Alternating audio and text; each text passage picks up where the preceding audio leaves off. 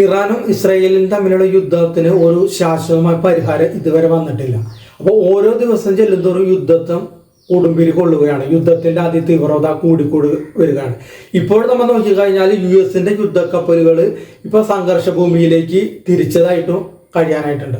അതായത് 14,000 കിലോ ഭാരമുള്ള GBU-57 bomb ആയിട്ടായിരിക്കുമോ America വരുന്നത്. അതായത് ഇതിന് അടിയിലുള്ള ആ പടക്കോപ്പുകളെ നശിപ്പിക്കാനായിട്ട് ഇത്രയും ശക്തിയുള്ള ബോംബുകൾ വേണമെന്നാണ് ഇസ്രായേലിന്റെ ഒരു ആഗ്രഹം. അപ്പൊ അതിനു വേണ്ടിയിട്ടാണോ വരുന്നത് എന്നാണ് ലോകം ഉറ്റുനോക്കുന്നത്. മധ്യപൂർവ്വ ദേശത്ത് സമാധാനത്തിന് വേണ്ടി നിലകൊള്ളുന്നുവെന്ന് അവകാശപ്പെടുമ്പോഴും അമേരിക്കയുടെ നീക്കങ്ങൾ യുദ്ധഭീതി വർദ്ധിപ്പിക്കുന്നുണ്ട്. അതായത് ഇറാൻ ഇസ്രായേൽ സംഘർഷം ഇപ്പോൾ നമ്മൾ നോക്കിക്കഴിഞ്ഞാൽ ഏകദേശം 6 ദിവസം കടന്നു കഴിഞ്ഞു.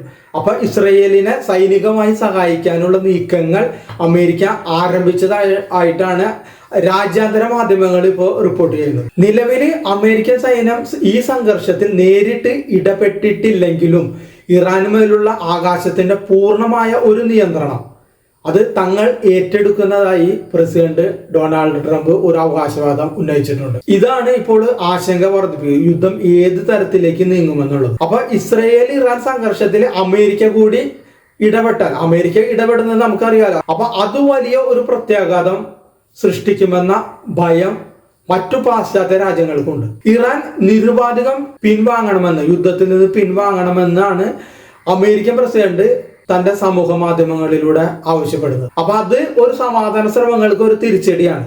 ശാശ്വതമായി പരിഹാരം കാണാതെ ഒരു ബലിഷ്ഠമായ രീതിയിൽ ഇങ്ങനെ പറയുമ്പോൾ ഇറാൻ കീഴടങ്ങുമോ എന്ന് നമുക്ക് സ്വാഭാവികമായിട്ട് സംശയിക്കാലോ. ഇസ്രയേലിന് പിന്തുണയ്ക്കാൻ അമേരിക്ക സൈനികരെയും യുദ്ധവിമാനങ്ങളെയും യുദ്ധക്കപ്പലുകളെയും മിഡിൽ ഈസ്റ്റിലേക്ക് അയച്ചതായിട്ടാണ് റിപ്പോർട്ടുകൾ.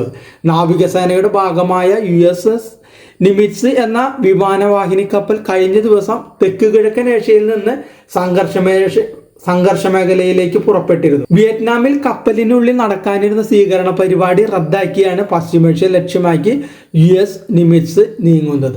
അതായത് ഈ നിമിറ്റ്സിന്റെ കാര്യം പറയുകയാണെന്ന് വെച്ചാൽ 5000 സൈനികരെയും യുദ്ധവിമാനങ്ങൾ ഉൾപ്പെടെ 60-ലധികം വിമാനങ്ങളെയും ഉൾക്കൊള്ളാൻ കഴിയുന്ന നിമിറ്റ്സ് യുദ്ധവാഹിനി കപ്പല് ആണ് ഇത്. അതായത് US നാവികസേനയുടെ പ്രബലമായ ഒരു യുദ്ധക്കപ്പലാണ് ഈ നിമിറ്റ്സ്. ഇതുകൂടാതെ യുദ്ധവിമാനങ്ങളും വെളിപ്പെടുത്താത്ത പല താവളങ്ങളിലും വിന്യസിച്ചിരുന്നതായി അന്താരാഷ്ട്ര മാധ്യമങ്ങൾ റിപ്പോർട്ട് ചെയ്യുന്നുണ്ട്. അമേരിക്കയുടെ ക്ഷമ കുറഞ്ഞു വരികയാണെന്നും ഇറാന് ട്രംപ് മുന്നറിയിപ്പ് നൽകിയിട്ടുണ്ട്.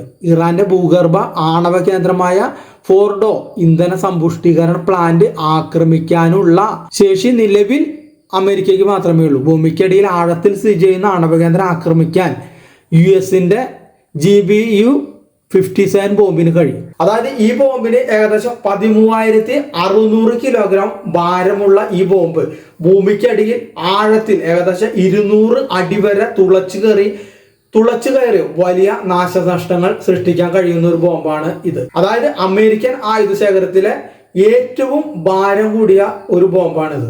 B2 സ്പിരിറ്റ് സ്റ്റെൽത്ത് ബോംബർ വിമാനം ഉപയോഗിച്ച് മാത്രമേ GBU-57 വീഴ്ത്താൻ കഴിയൂ. നിലവിൽ സംഘർഷ മേഖലയിലേക്ക് B2 വിമാനങ്ങൾ വിന്യസിച്ചില്ലെങ്കിലും ഇതിനുള്ള സാധ്യത തള്ളിക്കളയുന്നില്ല. ഇസ്രയേലിനെ US നേരിട്ട് പിന്തുണച്ചാൽ B2 സ്പിരിറ്റ് സ്റ്റെൽത്ത് ബോംബർ വിന്യസിക്കുന്നത് പരിഗണിക്കുമെന്ന സൂചനകളാണ് ഇസ്രയേൽ മാധ്യമങ്ങൾ പറയുന്നത്. സംഘർഷ മേഖലയിൽ വ്യോമ സാന്നിധ്യവും പെന്റഗൺ ശക്തിപ്പെടുത്തിയിട്ടുണ്ട്. മിഡിൽ ഈസ്റ്റിൽ ഇടനീളമുള്ള വെളിപ്പെടുത്താത്ത താവളങ്ങളിൽ അമേരിക്ക യുദ്ധവിമാനങ്ങൾ വിന്യസിച്ചിട്ടുണ്ട്. അമേരിക്കൻ വിമാനങ്ങൾ ഇറാനിയൻ വ്യോമാതിർത്തിയിൽ പ്രവേശിച്ചിട്ടില്ലെങ്കിലും ഇസ്രയേലിനെ ലക്ഷ്യമിട്ട് വരുന്ന ഇറാനിയൻ മിസൈലുകളെ പ്രതിരോധിക്കുന്നുണ്ട്. US നാവികസേനയുടെ സാന്നിധ്യവും ശക്തമാണ്. അതായത് ചെങ്കടൽ, പടിഞ്ഞാറൻ മെഡിറ്ററേനിയൻ, ബാൾട്ടിക് കടൽ എന്നിവിടങ്ങളിൽ USS അവരുടെ അനേകം യുദ്ധക്കപ്പലുകളെ വിന്യസിച്ചിട്ടുണ്ട്. ഇസ്രായേൽ നഗരങ്ങളിലേക്ക് തൊടുത്തുവിട്ട ഇറാനിയൻ ബാലിസ്റ്റിക് മിസൈലുകൾ വീഴ്ത്തിയിട്ടുണ്ട്. ഇവയിൽ ചിലതല്ല. 19 സൈറ്റുകളിലായി ഏകദേശം 40,000-നും 50,000-നും ഇടയിൽ US സൈനികരുടെ സാന്നിധ്യവും മിഡിൽ ഈസ്റ്റിൽ ഇപ്പോൾ ഉണ്ട്.